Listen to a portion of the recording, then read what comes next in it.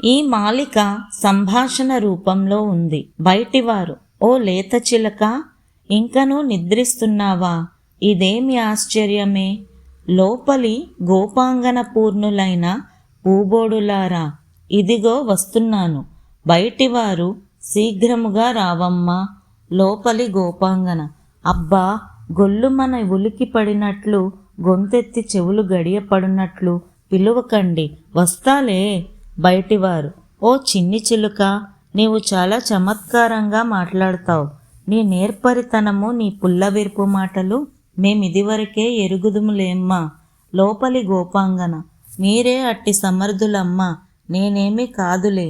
అయినా మీరన్నట్లు నేనట్టిదానినేనేమో. రావలసిన వారందరూ వచ్చారా? బయటివారు: అందరూ వచ్చి చేరారు. నీవే వచ్చి లెక్క చూడవచ్చు కదా. లోపలి గోపాంగన: వచ్చి నేనేం చేయవలనో చెప్పరాదు? బయటివారు: కువలయాపీడమనే కంసుని గజమును, కంసాది శత్రువులను సంహరించిన సర్వేశ్వరుడైన శ్రీకృష్ణుని కళ్యాణ గుణములను కీర్తింపగా రమ్ము.